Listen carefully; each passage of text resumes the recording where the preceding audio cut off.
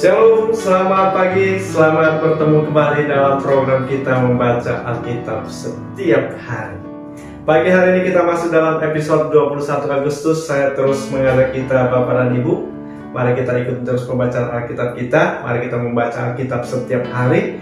Mari kita jadikan Alkitab kita ini menjadi makanan rohani setiap hari di dalam kita menjalani hidup kita. Amin. Sebelum kita lanjutkan, saudara kita mari berdoa bersama.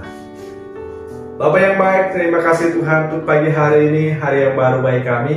Terima kasih untuk kesempatan hari ini kami boleh mendengarkan firman-Mu, boleh membaca Alkitab kami.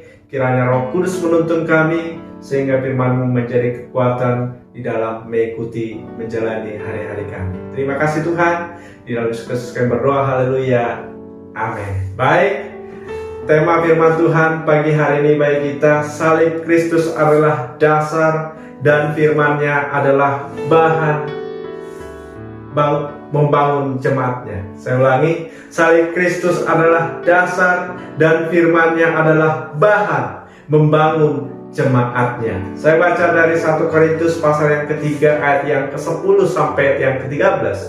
Sesuai dengan kasih karunia Allah yang dianugerahkan kepadaku, aku seorang ahli bangunan yang cakap telah meletakkan dasar, dan orang lain membangun terus di atasnya. Tetapi tiap-tiap orang harus memperhatikan bagaimana ia harus membangun di atasnya, karena tidak ada seorang pun yang dapat meletakkan dasar lain daripada dasar yang telah diletakkan, yaitu Yesus Kristus.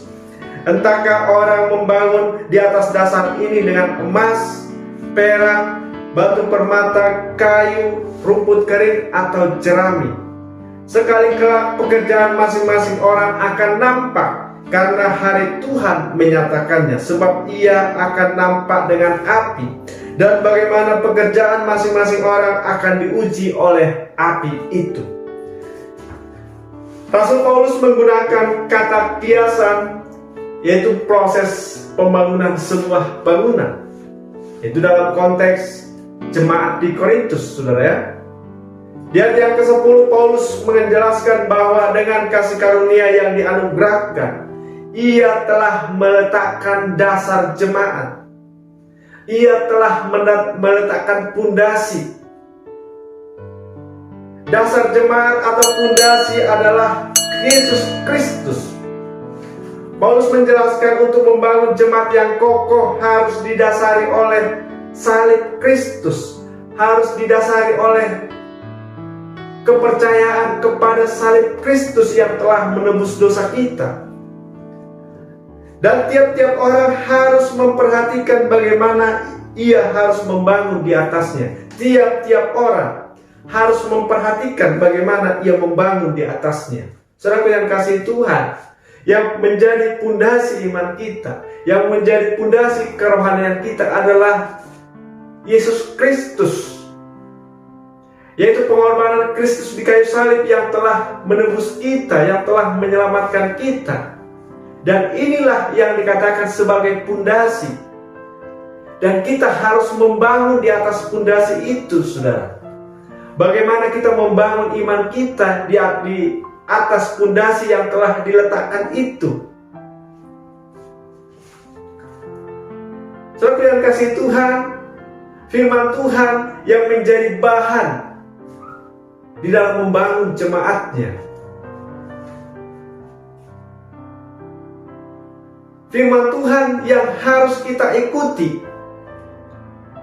Firman Tuhan yang menjadi panduan sehingga bangunan itu dapat berdiri sesuai dengan rancangan Tuhan. Dalam konteks jemaat Korintus, Paulus ingin menjelaskan supaya jemaat ini jangan dibangun dengan hikmat manusia. Karena hikmat manusia ini adalah kebodohan bagi Allah. Jadi saudaraku, bagaimana kita membangun iman kita, bagaimana kita membangun kerohanian kita, kita juga mari perhatikan, saudara. Kita memakai dengan apa, dengan bahan apa. Dan kita harus membangun dengan kebenaran Tuhan. Nah, inilah yang mau disampaikan Paulus, saudaraku, kepada jemaat di Korintus dan juga kepada kita. Karena hanya firman Tuhan inilah yang akan berdiri tegak ketika kita membangun iman kita berdasarkan kebenaran Tuhan. Maka kita akan tetap berdiri teguh ketika goncangan-goncangan iman datang. Firman Tuhan yang menolong kita untuk menghadapi gempuran filosofi dunia yang datang melanda iman kita. Dan inilah juga yang menjadi ukuran keberhasilan dalam membangun jemaat Tuhan, dalam membangun iman kita, yaitu bagaimana kita menghidupi firman Tuhan setiap hari di dalam hari-hari kita. Mari saudara membangun iman kita dengan membaca Alkitab, karena inilah saudaraku bahan untuk membangun iman kita di dalam Tuhan. Ketika kita sudah percaya kepada Kristus, kita sudah percaya kepada kematian Kristus yang telah menebus dosa kita, maka ada satu tugas lagi yang harus kita lakukan, yaitu membangun di atas dasar itu. Membangun iman kita di atas dasar kepercayaan kita kepada Kristus, yaitu membangunnya dengan firman Tuhan. Jadi kalau kita tidak bisa, kalau kita tidak membaca Alkitab, bagaimana kita membangun iman kita sesuai dengan kehendak Tuhan? Maka itu saudaraku, kita harus membaca Alkitab kita ini setiap hari, merenungkannya, dan kita melakukannya, mempraktekannya dalam kehidupan kita sehari-hari, supaya iman kita ini boleh terus bertumbuh. Kalau kita tidak membaca Alkitab, saudara, sekalipun kita sudah menerima Yesus sebagai Tuhan dan Juru Selamat kita, jangan-jangan kita ini membangun iman kita dengan jerami, dengan rumput kering. Karena ketika goncangan itu datang, ketika pencobaan itu datang, ketika api datang, maka ketika iman kita dibangun dengan rumput kering, dengan jerami, maka akan mendatangkan kerugian. Tetapi ketika kita membangun dengan kebenaran Tuhan, maka kita akan tetap berdiri teguh. Dan inilah saudaraku yang harus kita perhatikan. Mari kita perhatikan bagaimana kita membangun iman kita setiap hari. Apakah kita membangun dengan kebenaran kita sendiri? Nanti akan goyang, saudara.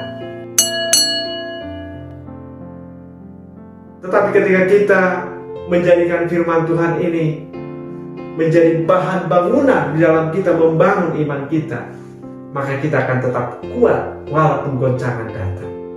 Amin. Mari saudara, kita terus baca Alkitab kita ini. Mari kita renungkan, kita praktekkan di dalam hari-hari kita. Demikian renungan kita pagi hari ini, kiranya memberkati kita. Kita berdoa. Terima kasih Tuhan buat renungan firman Tuhan yang boleh kami dengarkan di pagi hari ini. Kiranya Roh Kudus memberkati firman-Mu, Roh Kudus yang menolong kami untuk kami boleh terus hidup membangun iman kami dengan firman-Mu. Terima kasih Tuhan, di dalam Yesus Kristus kami berdoa. Haleluya. Amin. Selamat pagi, selamat beraktivitas. Tuhan Yesus memberkati kita. Shalom.